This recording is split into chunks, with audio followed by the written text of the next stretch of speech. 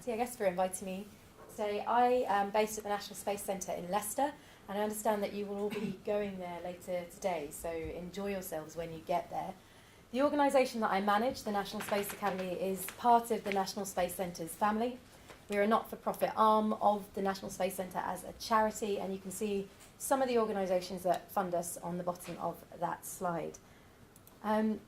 A little bit of background about the National Space Centre. I've put a selection of fun facts about, I think they're fun, about the National Space Centre up there. A couple to pick out. We get almost 300,000 visitors a year. Last year we had an uptick in visitor numbers, down to one individual, I think, Tim Peake, European Space Agency astronaut, the first British European Space Agency astronaut, but not the first British astronaut. Never forget that we obviously had Helen Sharman going up in the 90s. It's a visitor centre. It isn't a research centre, but it does have good connections with local universities, including the University of Leicester and Nottingham, sometimes with Loughborough, but a little bit more tangential. We do corporate events there, such as the one you're going to go to tonight, and even weddings as well. I like to put that one in there because it's something we're doing that's relatively new.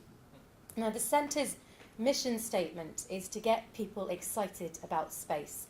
And we have about 80,000 school visitors a year from kind of primary age groups, and our in-house education team work with them. My team, the National Space Academy, work with 11 to 19-year-olds. So this is a quick summary of what we do. In 2008, the Space Centre realised that teachers were not going to bring secondary students in to visit the centre. They thought it didn't really have educational value for those age groups, especially going into the exam years. So the National Space Academy programme was developed to work with those age groups. We do student masterclasses where we use space context to teach the curriculum in science. We've got some pictures from those on that slide. We train teachers in the same methodology, and we also do careers conferences where we get Year 12, Year 10 and Year 8 students to come and hear from people who work in the space sector and wider engineering sector. Now, the space sector, when I talk about it, it's a small sector, I guess, compared to some of the other things that the UK does, but it is a healthy and growing sector. Since 2008, and I guess the financial crash, the sector's actually been growing year on year. And these are the numbers from the last review, Size and Health of the UK Space Sector, released by the UK Space Agency annually. It has upstream and downstream aspects. I'm going to explain what I mean by those terms in a moment. And I've added at the bottom there a list of companies that might be thought of as specifically space sector. There are many companies that work in space that are perhaps from the aerospace sectors, maritime, maybe information systems, that wouldn't be purely space sector. And I think kinetic I've kind of squeezed in there, even though it might be thought of as wider than those sectors.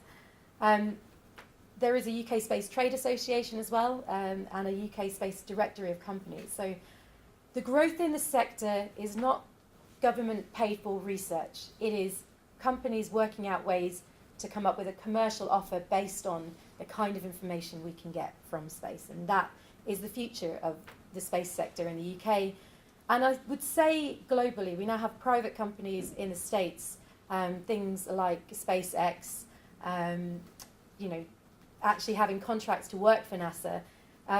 Government-funded and government-led space research is a model that's falling away in most countries, the main huge exception being China, of course, who are driving forwards with a nationally driven, government-driven space program. So some of the issues that my organisation try to work on, I guess, the numbers from the space sector there, just a little re-summary there. Because we work with young people, we're trying to open their eyes to science, technology, engineering and maths careers. There is thought to be a 20,000 a year shortfall of engineering graduates going into UK engineering. Engineering for the UK is seen as an economic driver. It's something that can help the economy in the future, moving towards things like knowledge economies, and moving away from engineering is, I guess, the factory floor idea of engineering to actually engineering systems. And that shortfall is something that needs to be assessed and looked at. Young people, school children particularly, don't often really have an idea of what engineering is, and many of them don't know any engineers, so that's something that we try to work on. Only 1 in 8 engineering occupations held by women, which is going to be the basis, I guess, of one of the challenges I'd like to set. If we could raise that number, perhaps we could start to address that shortfall. In terms of the situation in UK schools, for example, physics, we have a shortfall of physics teachers entering the system.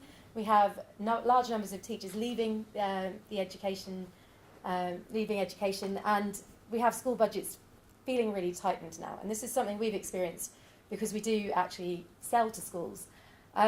Practical work in science is one of the first things to go when science is changed and when we need to pack more information into those qualifications.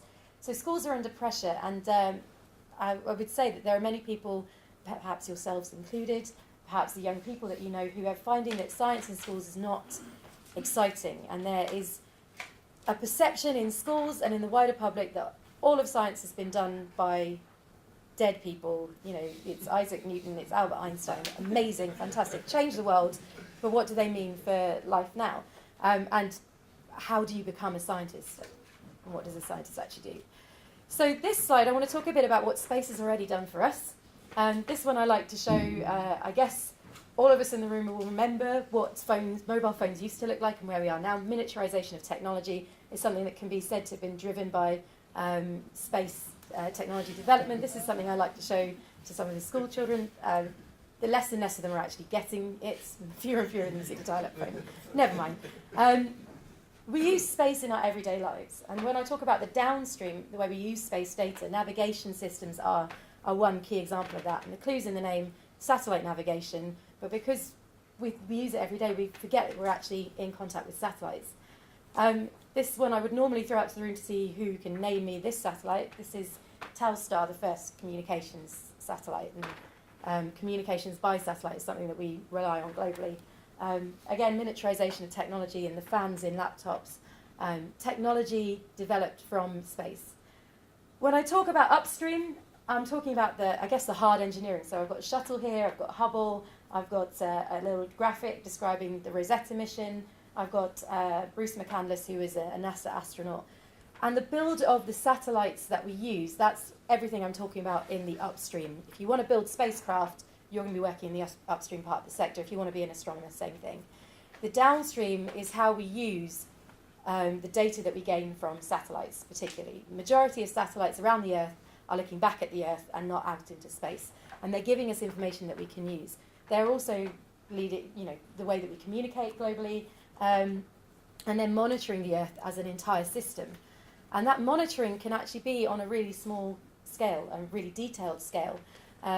We now have space data applications for agriculture, agritech, for maritime tracking of ships, being able to track illegal fishing by where we notice ships turn off their transponders. And then things like food security come into this. So this is a case study from the Satellite Applications Catapult, which is part of BAYS, set up to try and develop space applications businesses. The Weather Safe project worked with coffee farmers in Rwanda. Most of them didn't have landline internet, but were starting to have mobile internet and mobile phones. It was an app that was designed that would tell them about humidity levels based on satellite data. And if the humidity levels were getting above a certain point, that made it more likely that a pest called coffee rust was going to attack their crops. So they could cover over their crops. They can't leave their crops covered over the whole time because it affects their yield. So they get another notification saying it's less likely now you can uncover your crops. And coffee, immensely valuable, tradable commodity. I have heard some people say it's the second most valuable commodity after oil. I would probably need to fact check myself on that before you quote me on it then. So we can use space applications for life on Earth from something that might feel trivial, the price of coffee, to then food security, to tracking the way land use has changed, to looking at the Earth as an environment, even to looking at cities and urban environments. So the first grand challenge I want to put out to you is how can we use space data from satellites, and the data revolution that we're going through at the moment to improve the quality of life for people on Earth, be it in communities in the UK or on a global scale. And I guess an addendum to that would be, how do we get the right people together to create those solutions? So that's challenge number one. All right, now this is a picture I like to show to some of the youngsters that we work with, and they will all tell me who the person is in the picture on the right. They will tell me correctly that that is Neil Armstrong, and they will tell me that it's the first man on the moon.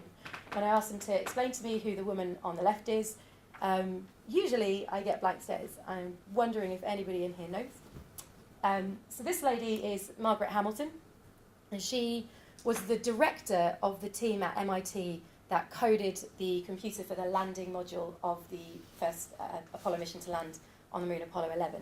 She was not a junior researcher, she was the director of the team. And the stack of books that she has stood next to is the code, written out as code was, so taller than she is slightly.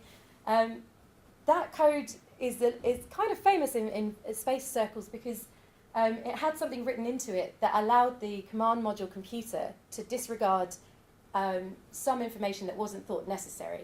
If that part hadn't been written into the code, the Apollo moon landing may not have been made, actually, because the amount of data that was coming in was overwhelming for the system. So when people have interviewed Margaret Hamilton about her involvement and about being a woman in this area that we now think of as male-dominated computer programming, she doesn't really, well, she said that at the time it never occurred to her that a woman might not do this, and it was a new area to work in,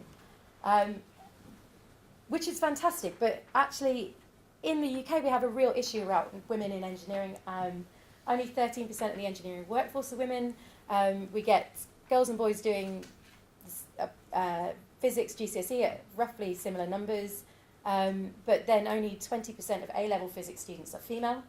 Even though girls do just as well as boys, or almost as well as boys in physics. Actually, in physics GCSE, boys have just done better this year than girls, but in the last year, in previous years, girls were doing better than boys at physics A-level, physics GCSE results.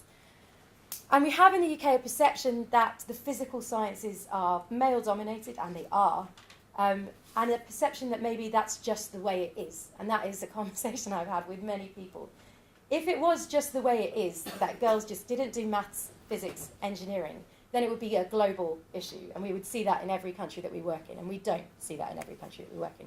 There are many countries where that gap is much smaller, or it isn't there. It seems to be a very Western European and North American problem.